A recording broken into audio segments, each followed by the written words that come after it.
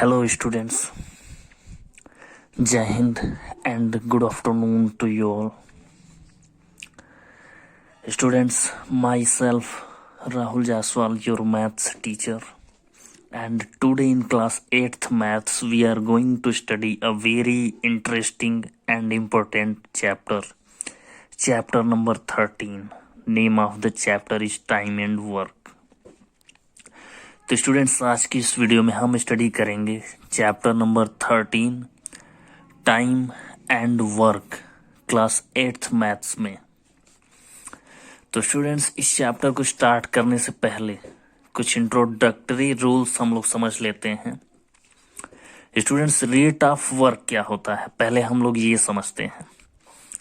तो अगर कोई पर्सन, कोई भी व्यक्ति ए अगर किसी वर्क को एन डेज में कर लेता है तो rate of work by of A का वर्क करने का जो रेट होगा वो होगा 1/n। इसको सिंपली हम लोग ये भी बोल सकते हैं वर्क डन बाय ए इन 1 डे। एक दिन में जो टोटल किया गया वर्क होता है उसे ही हम लोग कहते हैं रेट ऑफ वर्क। तो students, now let's start exercise के क्वेश्चंस को जब हम लोग एक्सपीरियंस करेंगे तो हम लोगों को ज़्यादा इजीली समझ आएगा। स्टूडेंट्स, यहाँ पे कुछ और वर्ड्स हैं जिसका मीनिंग आप लोगों को पता होना चाहिए। Inlet means the pipe which फिल्स the tank is called an inlet. अगर किसी टंकी को हम लोग फिल कर रहे हैं किसी पाइप के थ्रू, किसी मशीन के थ्रू बाहर से वाटर ला करके किसी टैंक को अगर हम लोग फिल करते हैं तो जो पानी भरता है उसको हम लोग इनलेट कहते हैं। आउटलेट, और अगर टंकी में कोई एक दूसरी पाइप लगी हुई है जिससे कि वाटर बाहर आ रहा है तो उसको हम लोग बोलते हैं आउटलेट। ना स्टूडेंट्स, एक्सरसाइज पे फोकस करते हैं। Exercise 13A। एक्सरसाइज 13A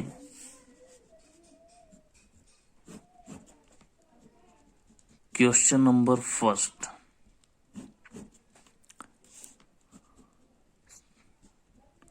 तो स्टूडेंट्स, यहाँ पे क्वेश्चन सॉल्व करने से पहले आप लोगों को 2 बातें हमेशा याद रखनी है। पहला तो क्वेश्चन सॉल्व करने से पहले इसकी मीनिंग, क्वेश्चन की मीनिंग कंप्लीटली आपको पता होनी चाहिए। और दूसरा, इस क्वेश्चन में कौन सा फॉर्मूला यूज होना है इसके बारे में नॉलेज होना चाहिए। तो क्वेश्चन का मतलब क्या है ये समझते हैं। Rajan can do a piece of work in 24 days while Amit can do it in 30 days। In how many days can they complete it if they work together. तो स्टूडेंट्स, क्वेश्चन नंबर 1 में यहाँ पे हम लोगों को गिवन है Rajan can do a piece of work in 24 days। Rajan can complete work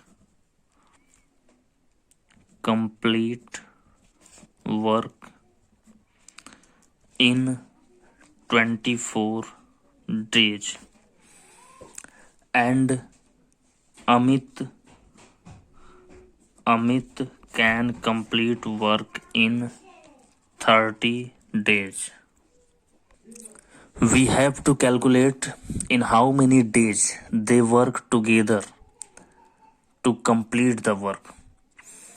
अगर वो दोनों लोग एक साथ वर्क करें तो कितने दिन में वर्क कंप्लीट हो जाएगा। तो स्टूडेंट्स, इसके लिए आप लोगों को करना क्या है, लेट कर लेना है। Let number of days in which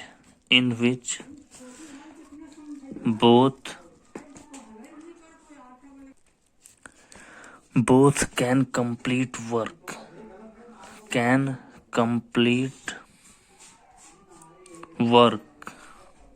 is equal to x।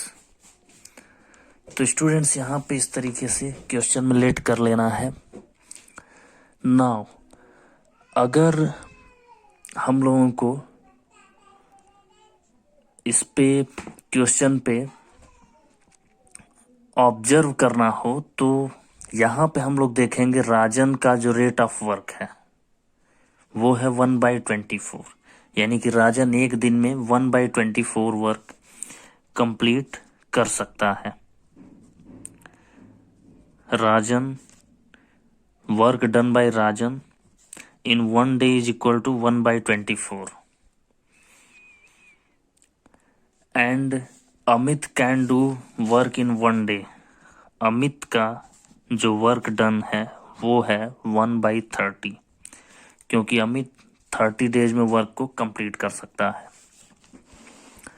तो स्टूडेंट्स, ये हम लोगों को हमेशा याद रखना है, वर्क डन का जो रेट होता है वो हमेशा सेम यानी कि इक्वल होता है। तो अगर हम लोग दोनों को एक साथ वर्क कराते हैं, राजन और अमित एक साथ वर्क करते हैं, तो राजन का रेट और अमित का रेट दोनों सम हो जाएंगे, यानी कि टोटल जो रेट ऑफ वर्क हो जाएगा 1/24। लेकिन यहाँ पे वर्क कितने दिन में कंप्लीट होना चाहिए? x डेज मीन्स जो टोटल रेट है वो 1/x होना चाहिए।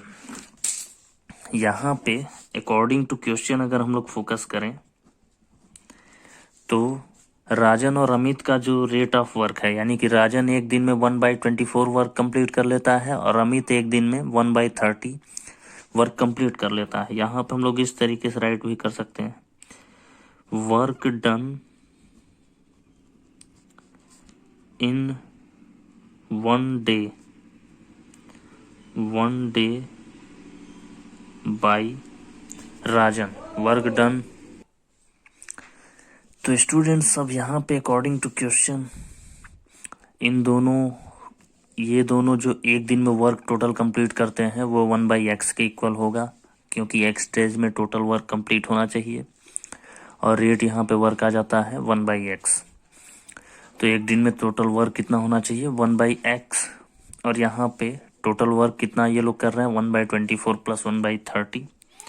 अब यहाँ पे दोनों को सम करते हैं, 24 5 जा 120, 3 4 जा 12 is equal to 1/x। Solve करते